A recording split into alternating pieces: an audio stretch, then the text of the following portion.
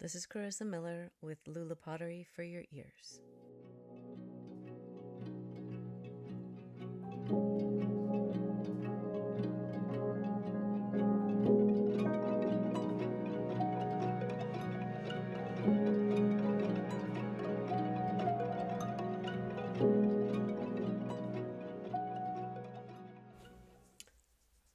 I gave a talk this last weekend to some fellow potters, and it was mostly about me and how I approach work and my backstory and all that.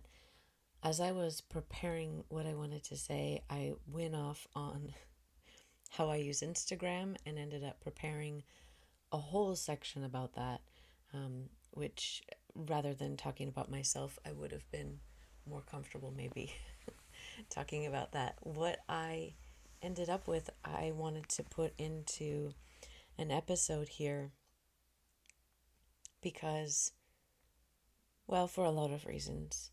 Because of how grateful I am that I've been able to get Instagram to work so well for me. And when I'm invited to things,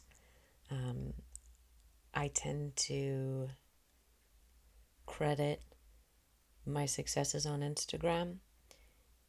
I'm not under the illusion that I'm a spectacular potter. I'm not bagging on my work so much. It's decent and lovely. I get that.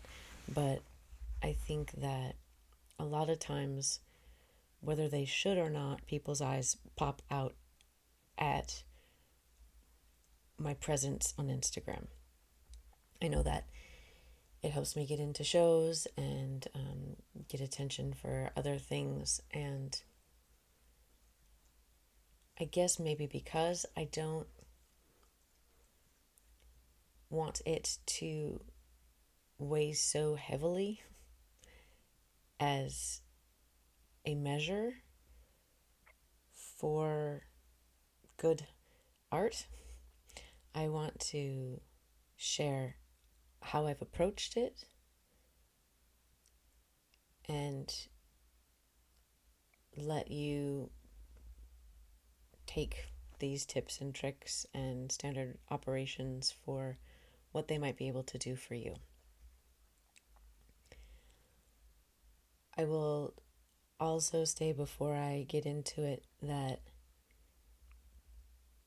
nothing stands in for quality work and a demonstrated understanding of approach to design, developed character, and a cohesive body of work. It won't matter how good you get at taking photos or following best practices on Instagram if you haven't built solid foundations.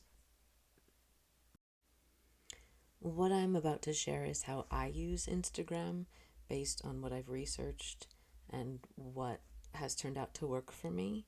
Please take value where you will, and as always, use it as a jumping off point for your own deep dive and explorations. I am no authority.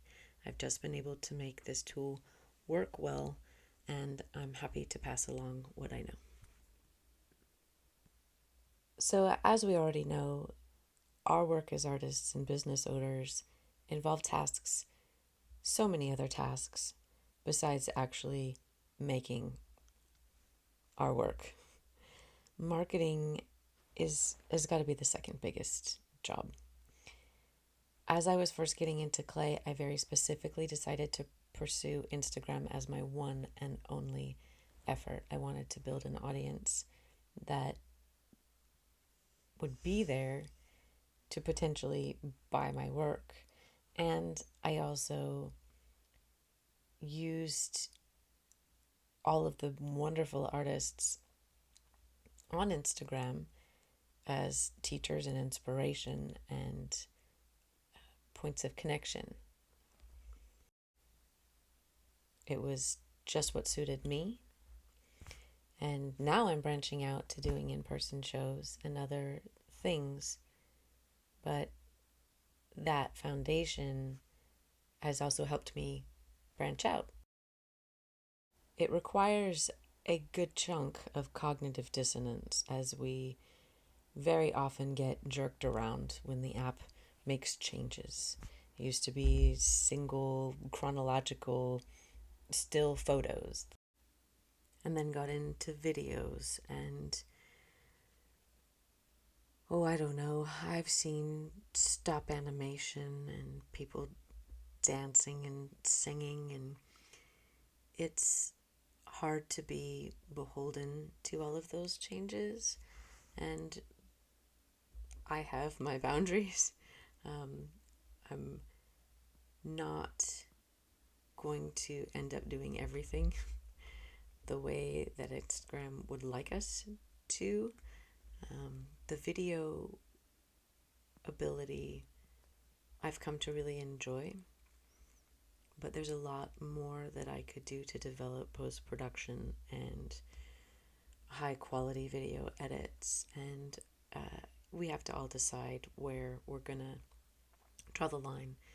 And as far as being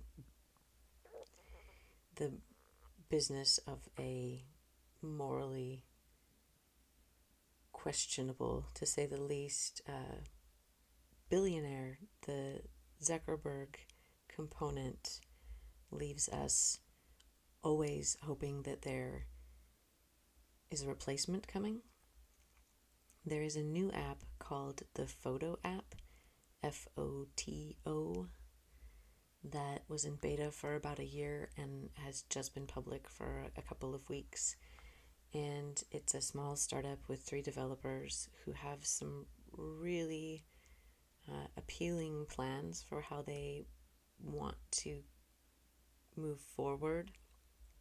It's like Instagram was in the original days, which I was not around for, but it's photocentric and very well suited to photographers first and foremost, but also has the potential to be used like a lot of artists and creators use Instagram for marketing and even selling their work using visual,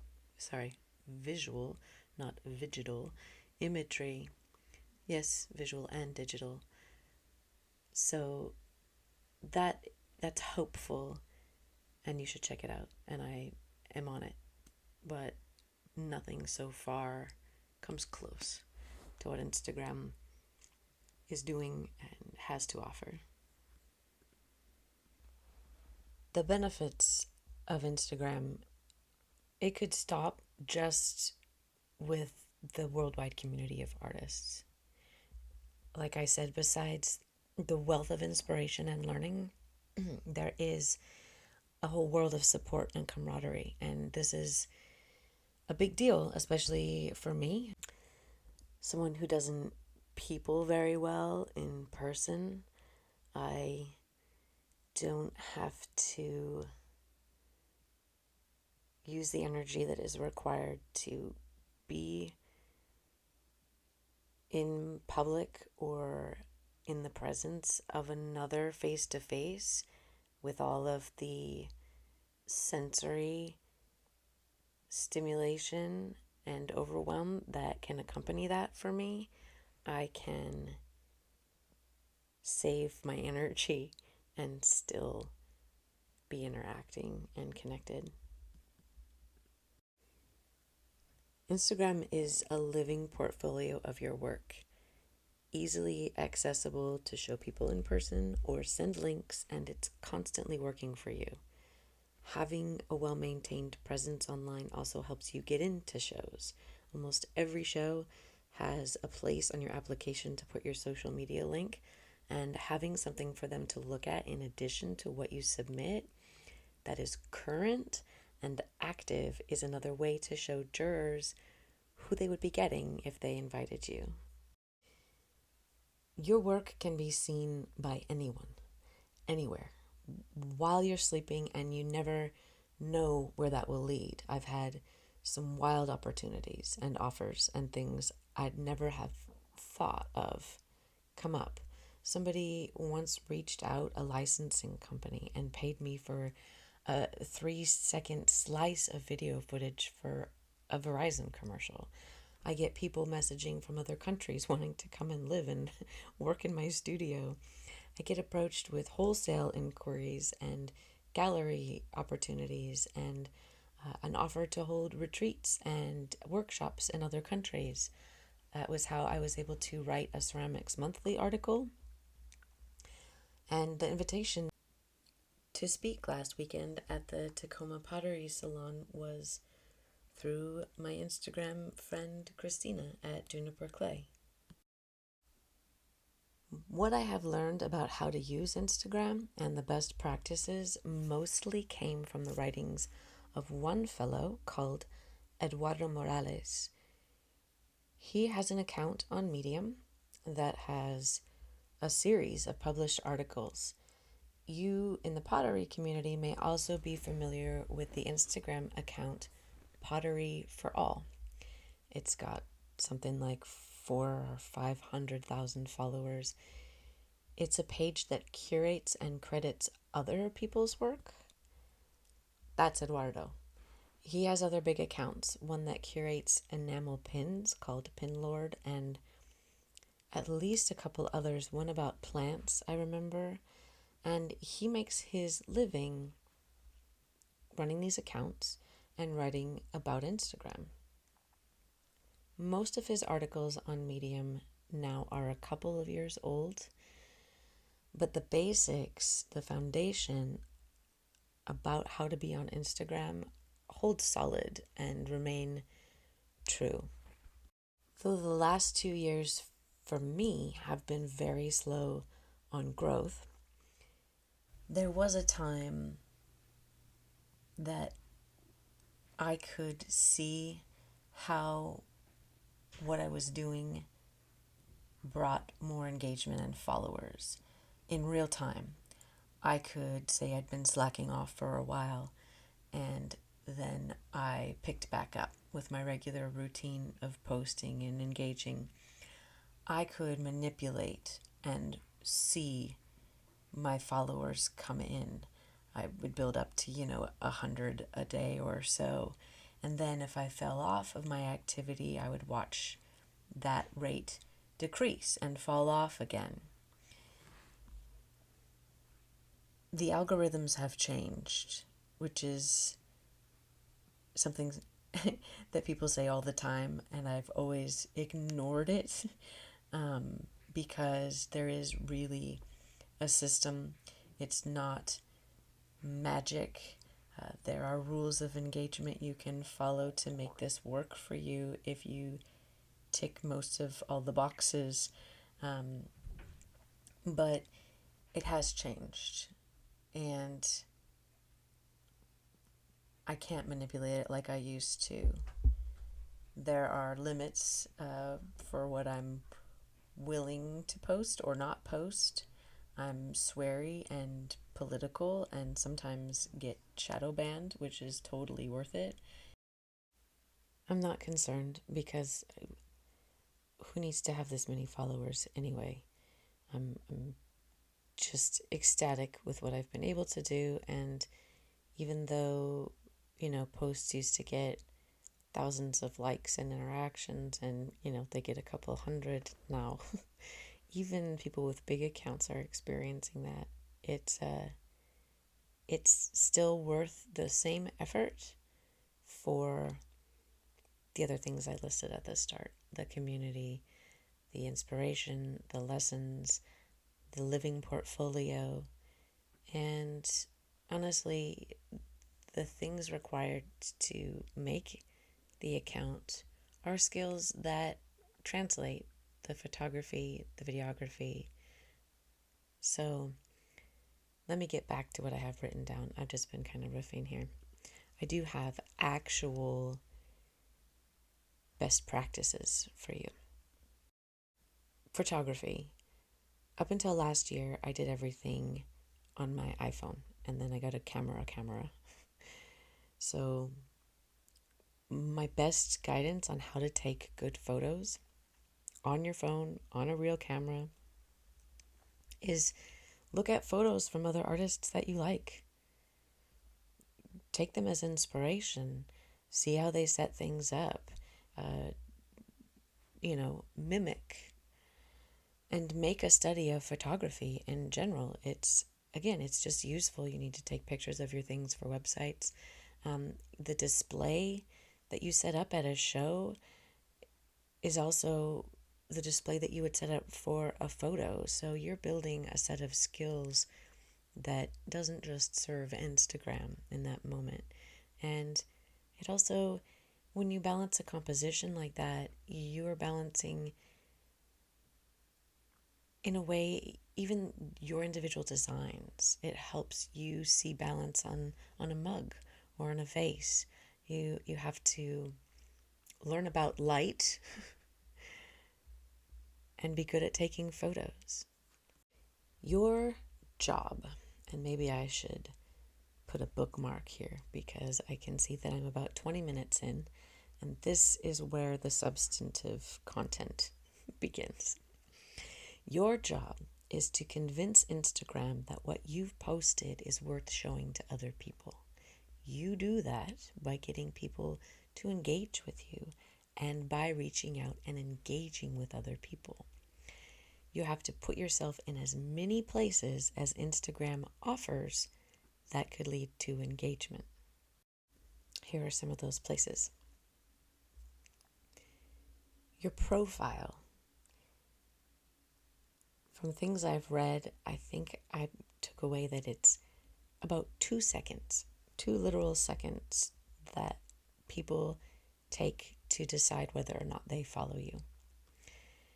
This means that your profile must clearly depict what it is you are doing on this account. Your bio must be tight, and your profile page must be curated.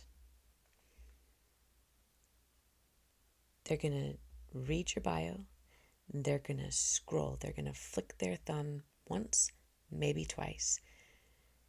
It means that they're not going to first look at an individual picture. They're going to look at how all of your pictures and videos are laid out and present as a whole. You're curating a gallery. You can look up online on Google or Pinterest how to curate your profile. If it doesn't come naturally to you, if you can't see how to balance 3 photos in a row based on their composition and then extend that to 6 and 9 and 12 photos so that as you're scrolling, everything looks like it belongs together. There are formulas. There are easy to follow recipes that exist. Things like put a macro and then a micro and then a macro, or show a product video and then a process video and alternate them. You make a pattern, make it really simple. You don't even have to use your brain or develop that skill up front. Somebody can feed you how to do that, and you follow it until you pick it up. I use an app called Preview, and what it does is it pulls your Instagram page through as it's published, so that you're essentially looking at your already published Instagram page, and then you can pick and choose photo from your camera roll and place them in a mock-up of your profile next to the published photos, so you can see, hey, if I'm going to put this next photo in, what does it look like with everything that's already there? It actually also can help you advance plan what you're going to post, which is something that I did do very early on. For those of you who are concerned about how much time it takes every day to choose a photo and figure it out, you don't have to do that every day. You can sit down once a week for an hour and plan out your posts for the week. You can already know what's going to go next. That app, Preview, helps you pull them through and publish them on your Instagram. You can have a library of hashtags.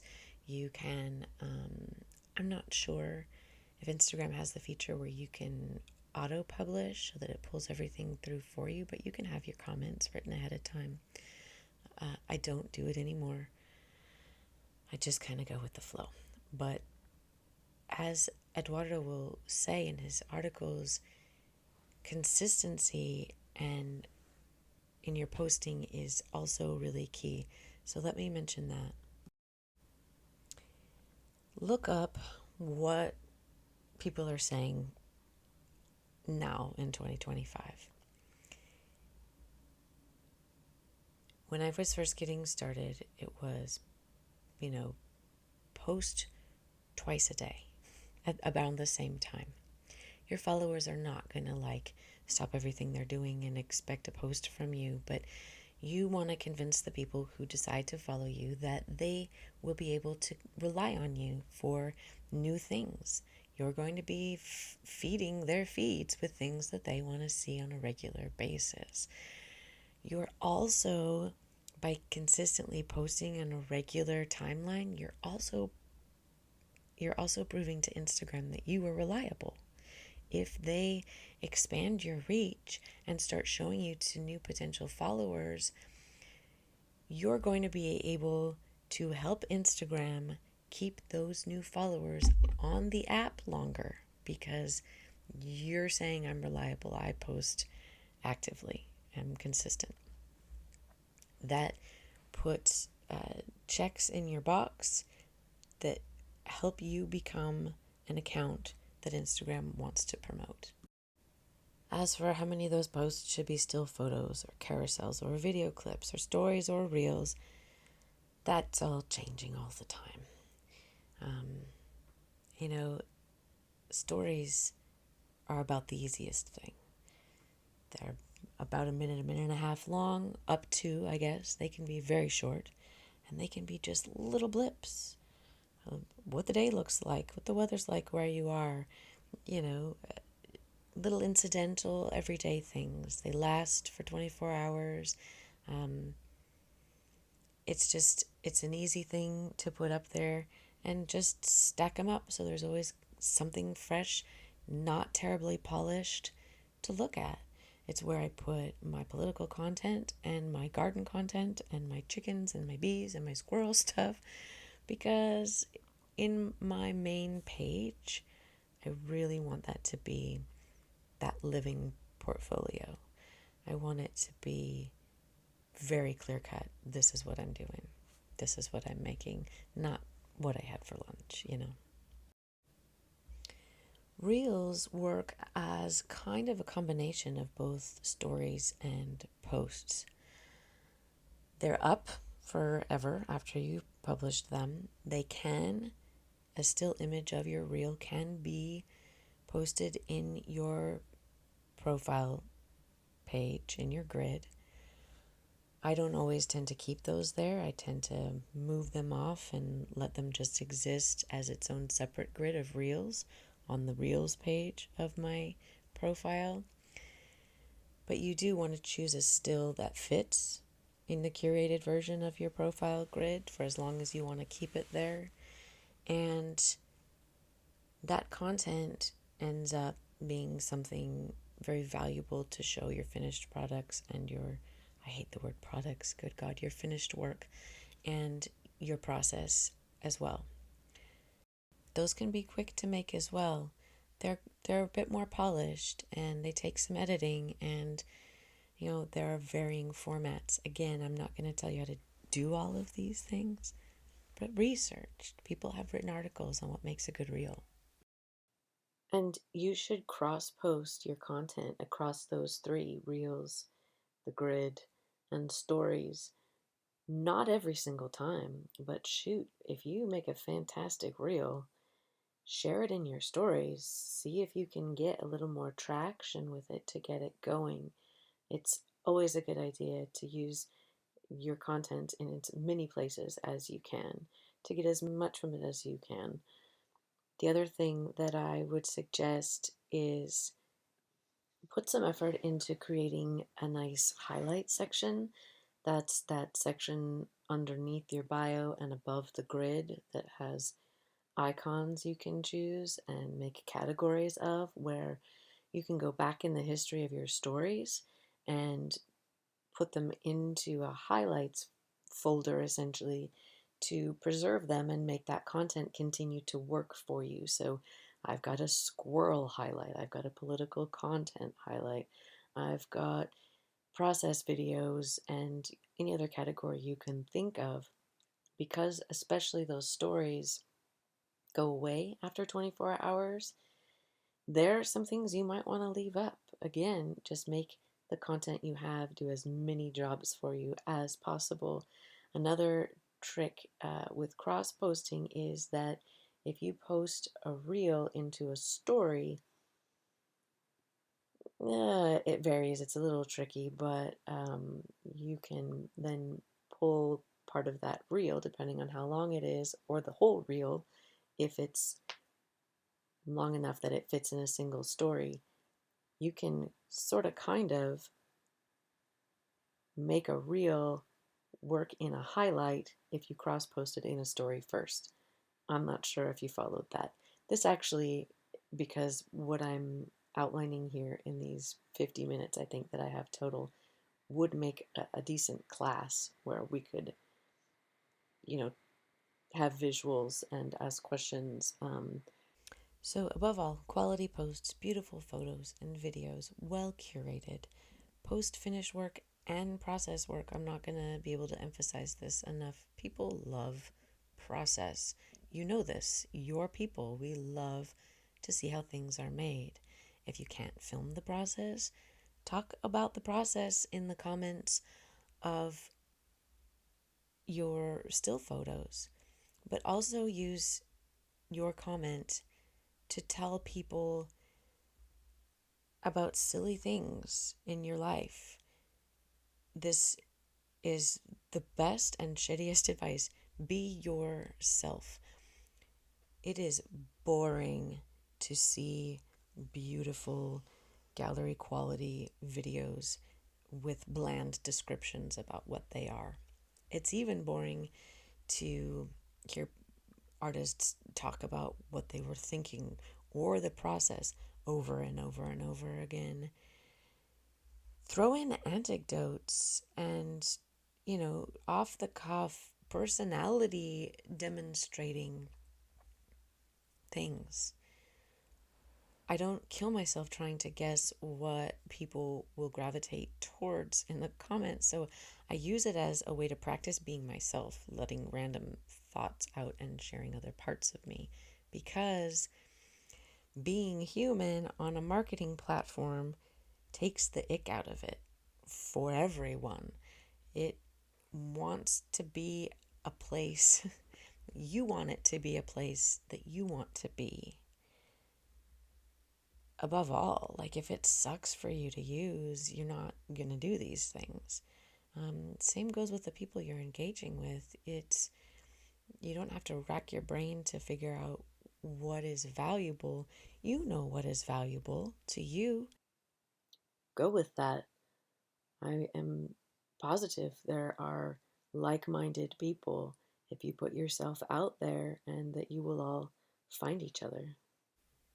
Respond to comments. That shows that you are available for engagement. Not only, again, to the people who want to engage with you, but to Instagram.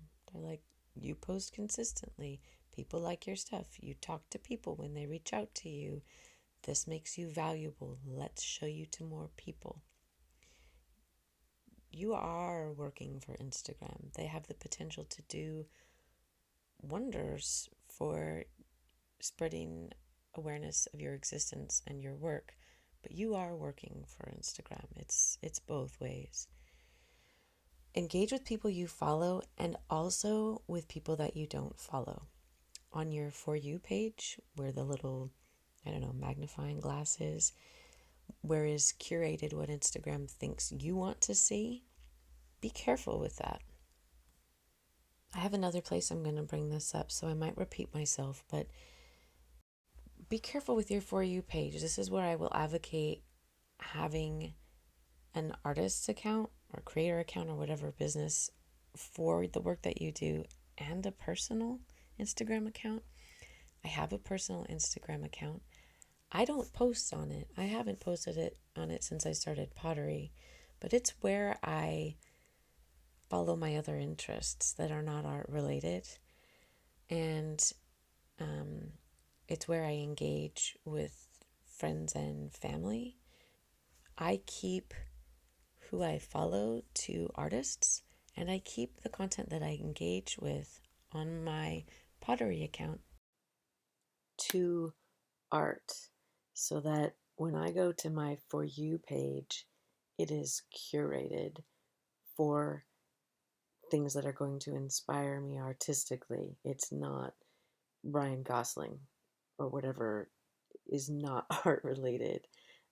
This guarantees that I am already set up, because Instagram is really good at knowing, because of what you've liked in the past, what else you might like to see.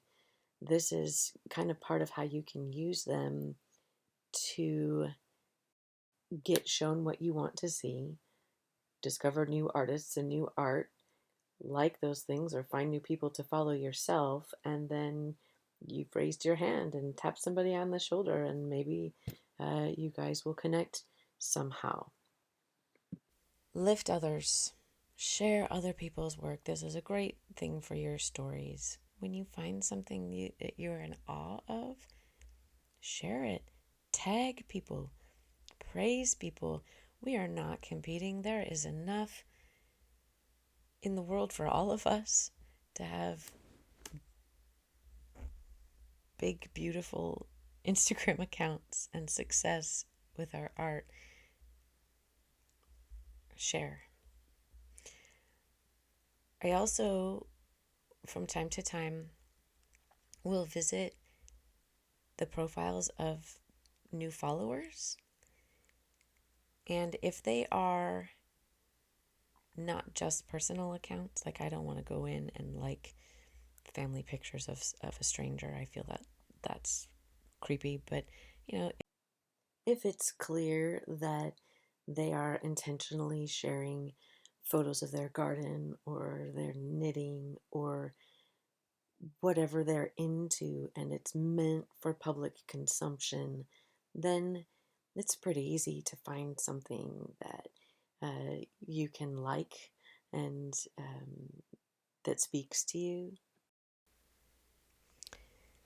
Things move so fast on social media that we can't, have a chat with every single person that we come across. But by just liking something on a new follower's page, when I can, when I think of it, it's like saying, hey, I'm a real person too. I acknowledge your existence. It's cool that you do this. Or nice picture. It's another part of the humanity part. But if I'm all the way honest, it's also a way to like further endear them to you. You're like, oh, you're somebody I can reach. What's next? Oh boy, oh boy.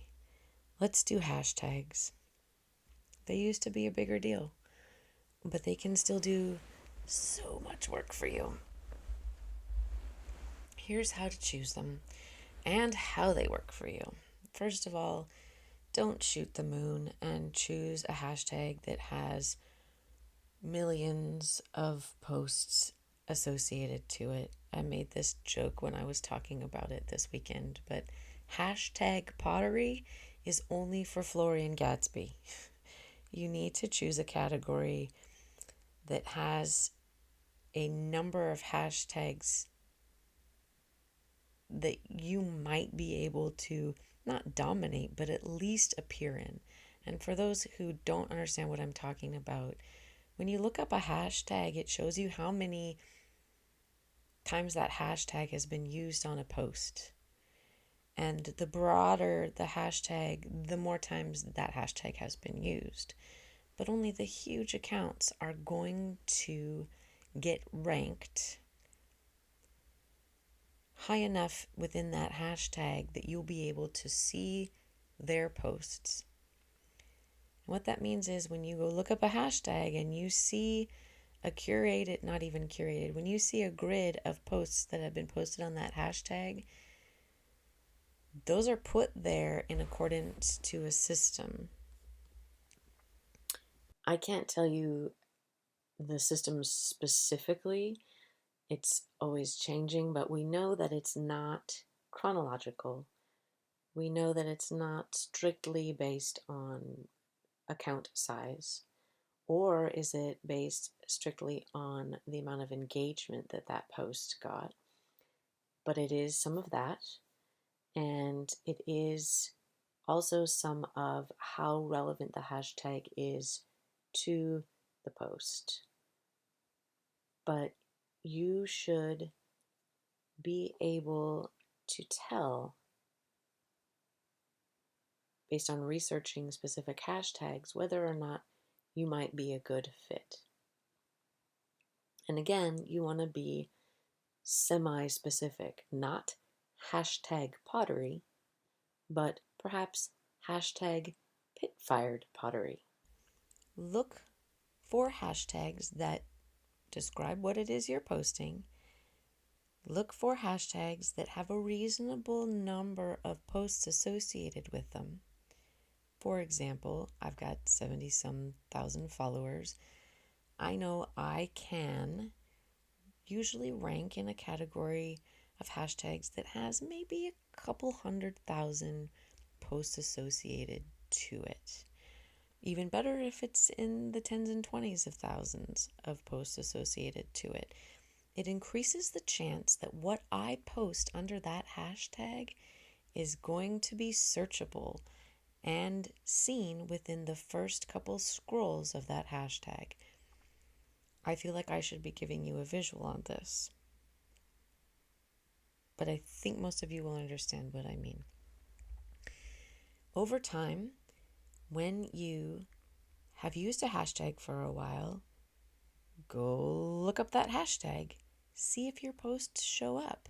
If they're not showing up in the first few scrolls worth, choose another hashtag to try. If you need a hand from the get-go trying to figure out what hashtag to try, look at the hashtags of the people that you follow and see if it's working for them, and shop around, see if it would work for you, see if you fit. I think the magic number these days is 3 to 5 hashtags.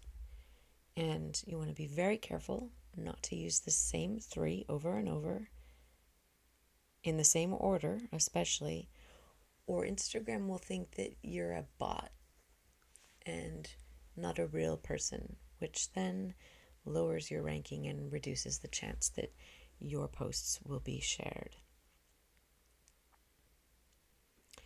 Hashtags are supposed to describe the image. You can reach out beyond pottery a bit if you're posting plants or animals in your photos as well. It's a nice way to, I'm going to use the word infiltrate other areas, because you will get a lot of potters engaging with you, maybe not as many customers or potential customers as you would like. Also, don't make jokes with your hashtags or political statements with your hashtags as far as they don't relate to what you're posting. Instagram will catch that too. And that's a real bummer because I like to make jokes. To wrap this up, I cannot believe I had this much to say. 2 things, I think. This is not necessarily something to help you grow on Instagram, but it's something that I think helps you grow as an artist using Instagram. I mentioned before that I have separate accounts and that I keep my pottery account strictly art. I'm also a little bit harsh. Let's put it another way. I'm very selective about who I follow. I am there to build community, yes, but this isn't an I follow you, you follow me just for the sake of having followers situation. I am not just there to make friends. That's what sounds harsh to me, but I need to be inspired. I need to be seeing things and engaging with people in a way that makes me reach for improvement, and there needs to be value, something of value in the association, in the connection with the people that I follow. I do outgrow people sometimes. Maybe somebody that I thought I was going to engage with a lot, or whose work spoke to me at one time, but we never hit it off, or I went a different direction. I go through and I pare down. Not a lot, but each of the people I follow are very intentional, because you know what it's like when you're spending time online, how much stuff you get shown that maybe you don't want to see. Well, this is a chance for us to sign up for only what we want to see and make it reflect what your goals and intentions are. Again, this makes the space have an increased value for you. The friendships are tremendous, but at the same time, they can get you off track if you focus just on being nice. I don't know how else to say that. I guess I'm concerned about how I come off, but I have ambition and there are goals that I want to accomplish, so I'm not just going to follow everybody willy-nilly. I'm really methodical about it. I said more than I needed to about that. Here's the next thing. This goes back to the humanness aspect. One of the best things about being an artist running your own business is you get to do whatever you want. You get to be yourself. You make the rules. And for my connections to have value on Instagram or in person, I have to share a lot about myself. I'm not one to share family things because that involves the people who are close to me in my life who didn't choose to be on Instagram. But I share the shit out of personal stuff and public stuff. It's hard to be in a culture where making personal sharing or discussing values, politics has been taboo. I believe it has led to a fear of speaking out and most definitely a tolerance of abhorrent behavior if you look at the current state of the United States. Without sounding smarmy about it, because I have a decent following, I feel like it is an obligation to raise awareness about public events and news and to encourage action where possible. And on the personal level, well, to raise awareness about chickens and autism, but also to reach individuals with shared stories so that maybe one person doesn't feel so alone.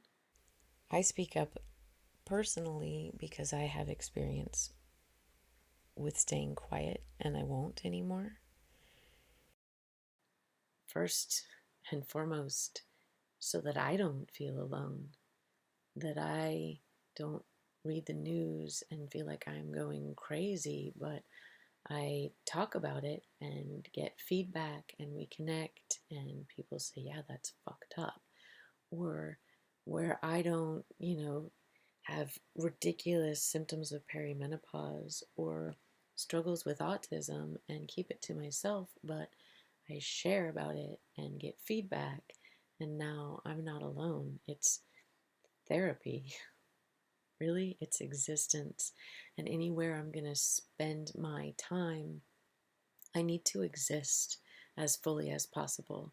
I scoff at the trend words like air quotes online community and air quotes authenticity, but that shit is real. And Instagram has been therapy and education and discovery. So, there.